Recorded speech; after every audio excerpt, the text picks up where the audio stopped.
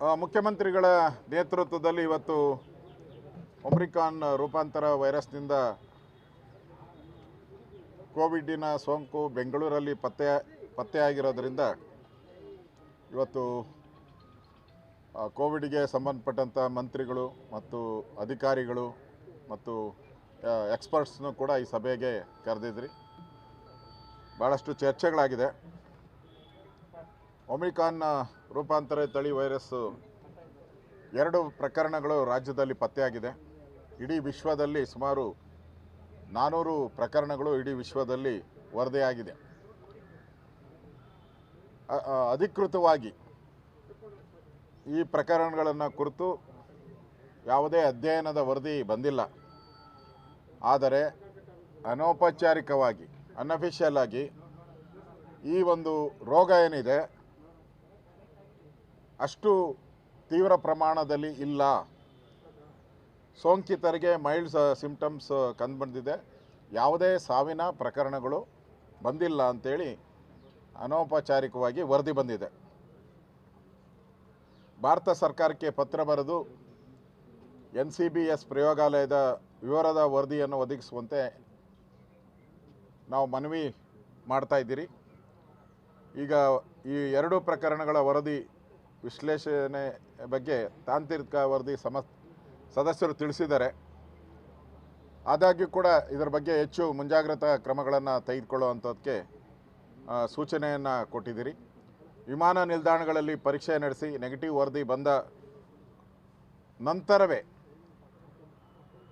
ಅವರನ್ನು ಹೊರಗೆ ಬಿಡಲಾಗುವುದು.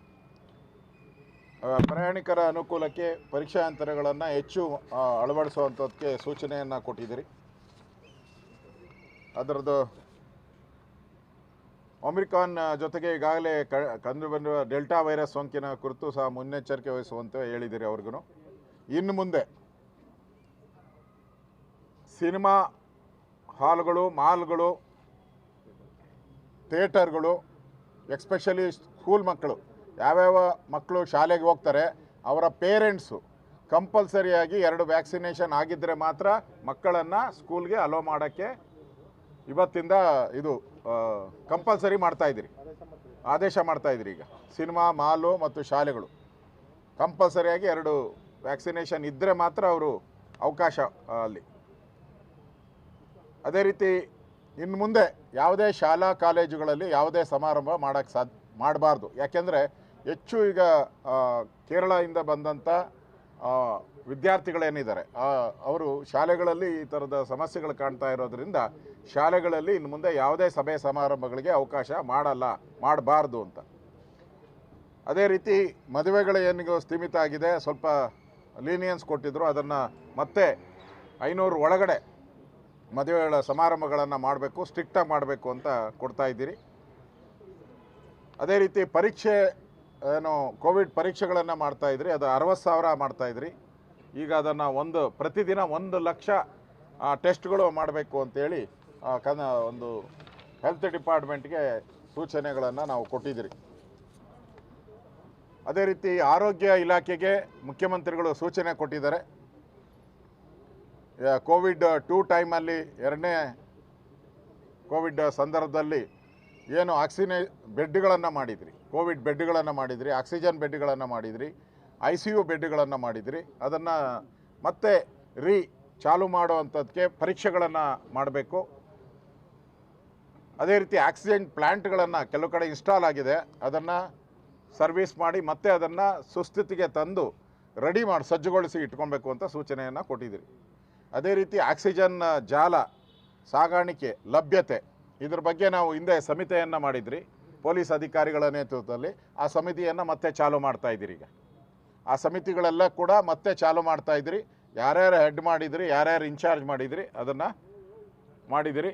Control room ಇಡೀ ರಾಜ್ಯಾದ್ಯಂತ ಕಂಟ್ರೋಲ್ ರೂಮ್ ಏನಿತ್ತು ಅದು ನಿಂತಿತ್ತು. ಈಗ ಇಡೀ ರಾಜ್ಯದಲ್ಲಿ ಕಂಟ್ರೋಲ್ ರೂಮ್ ಮತ್ತೆ ಪ್ರಾರಂಭ ಆಗಿದೆ.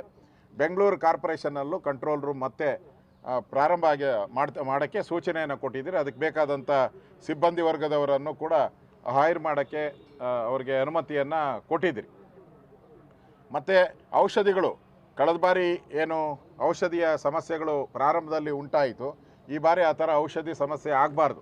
ಅದಕ್ಕೋಸ್ಕರ ಎಷ್ಟು ವ್ಯಾಕ್ಸಿನ್ ಬೇಕೋ ಅಷ್ಟು ವ್ಯಾಕ್ಸಿನ್ಗಳನ್ನು ತಯಾರು ಮಾಡಿ ಔಷಧಿಗಳನ್ನು ಪರ್ಚೇಸ್ ಮಾಡಿ ತೆಗೆದುಕೊಳ್ಬೇಕು ಅಂತ ಹೇಳಿದ್ದೀರಿ. ಅದೇ ರೀತಿ ಕೋವಿಡ್ಗೆ ಸಂಬಂಧಪಟ್ಟಂಥದ್ದು ಏನು ಶಾಂಗ್ರಿಲಾ ಹೋಟ್ಲಲ್ಲಿ ಮಾಧ್ಯಮದಲ್ಲೂ ವರದಿಯಾಗಿತ್ತು, ಅಲ್ಲಿ ಬಂದು ಅವರು ಹಾಗೆ ಹೋಗಿದ್ದಾರೆ.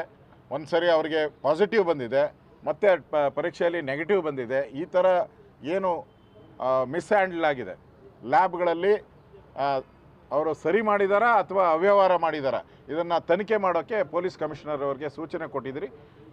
ಹೈಗ್ರೌಂಡ್ ಪೊಲೀಸ್ ಠಾಣೆಯಲ್ಲಿ ಕೇಸನ್ನು ದಾಖಲು ಮಾಡೋ ಅಂಥದ್ದಕ್ಕೆ ಬೆಂಗಳೂರು ಮಹಾನಗರ ಪಾಲಿಕೆ ಕಮಿಷನರ್ ಅವರಿಗೆ ಸೂಚನೆಯನ್ನು ನಾವು ಕೊಟ್ಟಿದ್ದೀರಿ. ಅದೇ ರೀತಿ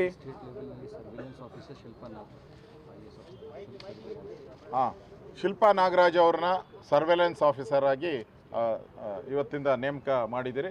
ಆಮೇಲೆ ಇದು ನಮ್ಮ ಬಿಲ್ ಟ್ಯಾರಿಫ್ ಇತ್ತಲ್ಲ, ಏರ್ಪೋರ್ಟ್ಗಳಲ್ಲಿ ಏನು RT-PCR ಟೆಸ್ಟ್ ಮಾಡೋ ಅಂಥದ್ದಕ್ಕೆ ನ್ಯಾಚುರಲ್ಲಾಗಿ ಅದಕ್ಕೆ 500 ರೂಪೀಸ್ ಇದೆ. ಸ್ಪೆಷಲ್ ಬೇಗ ಅಂದರೆ ಅದು 3 to 4 hours ಏನೋ ಇದೆ. ಅದನ್ನು ಯಾರು ಬೇಕಾದರೂ ಆಪ್ಷನ್ ತೊಗೊಬೋದು. ಅದೇ ಸ್ಪೆಷಲ್ ಇರೋವಂಥದ್ದಕ್ಕೆ ಅದಕ್ಕೆ 3000 ಹಬೆಟ್ಗೆ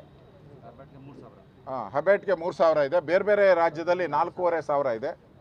ಹೈದರಾಬಾದು ಮತ್ತು ಮುಂಬೈ, ಡೆಲ್ಲಿಯಲ್ಲಿ ಸುಮಾರು 4000 ಮೇಲೆ ಇದೆ. ನಮ್ಮಲ್ಲಿ 3000 ಮಾತ್ರ ಮಾಡಿದ್ದೀರಿ. ಅದನ್ನು ಇನ್ನು ಮುಂದೆ ಯಾರೇ ಕೂಡ ಫ್ಲೈಟ್ ಬುಕ್ ಆಗಿ ಬೋರ್ಡಿಂಗ್ ಆದ ತಕ್ಷಣವೇ ಆ ಬೋರ್ಡಿಂಗ್ ಆದಾಗೇ ಅವರು ಇಲ್ಲಿನ ಅಮೌಂಟನ್ನು ದುಡ್ಡನ್ನು ಕಟ್ಟಿ ಅದು ಟೈಮಿಂಗ್ಸು ಎಷ್ಟು ಟೈಮ್ ಆಗುತ್ತೆ, ಡಿಲೇ ಆಗುತ್ತೆ, ಎಲ್ಲ ಎವ್ರಿಥಿಂಗ್ ಅದರಲ್ಲೇ ಬಂದ್ಬಿಡುತ್ತೆ.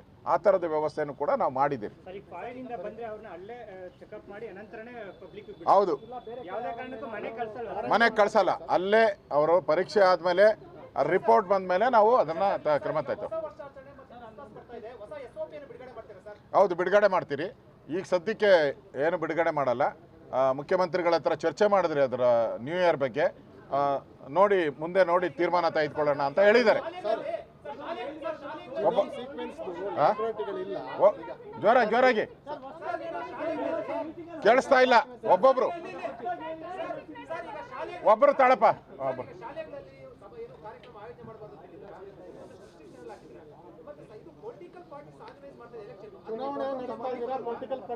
ಇದು ಶಾಲೆಗಳಲ್ಲಿ ಹೆಚ್ಚು ಕಂಡು ಬರ್ತಾ ಇರೋದ್ರಿಂದ ಶಾಲೆಗಳಲ್ಲಿ ಇದನ್ನ ಮೊದಲು ತಂದಿದ್ದೀರಿ.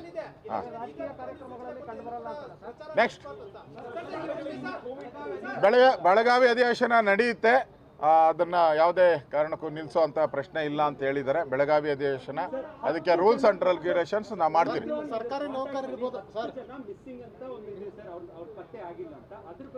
ಇವತ್ತು ಅಧಿಕಾರಿಗಳಿಗೆ ಸೂಚನೆ ಕೊಟ್ಟಿದ್ದೀನಿ. ಮಿಸ್ಸಿಂಗ್ ಅಂತ ಮಾಧ್ಯಮದಲ್ಲೂ ಬಂದಿದೆ 10 ಮೆಂಬರ್ಸು. ಇವತ್ತು ರಾತ್ರಿ ಒಳಗಡೆ ಅವರೆಲ್ಲೇ ಇದ್ರೂ ಕೂಡ ಅವ್ರನ್ನ ಕಂಡಿಡಿದು ಅವ್ರನ್ನ ಪರೀಕ್ಷೆಗೆ ಒಳಪಡಿಸಬೇಕು ಅಂತ ಅಧಿಕಾರಿಗಳಿಗೆ ಸೂಚನೆಯನ್ನು ಕೊಟ್ಟಿದ್ದೀನಿ.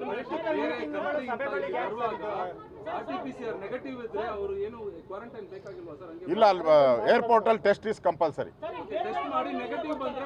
ಮನೆಗೆ ಹೋಗ್ಬೋದು.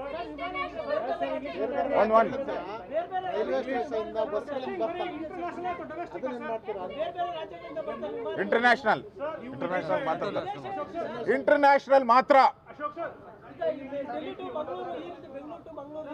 ಮಹಾರಾಷ್ಟ್ರ ಮತ್ತು ಕೇರಳದ್ದು ಆ ತರದ ಅದಕ್ಕೆ ರಿಸ್ಟ್ರಿಕ್ಷನ್ಸ್ ಇಲ್ವಾ? ಇಲ್ಲ, ಅದಕ್ಕಿಲ್ಲ.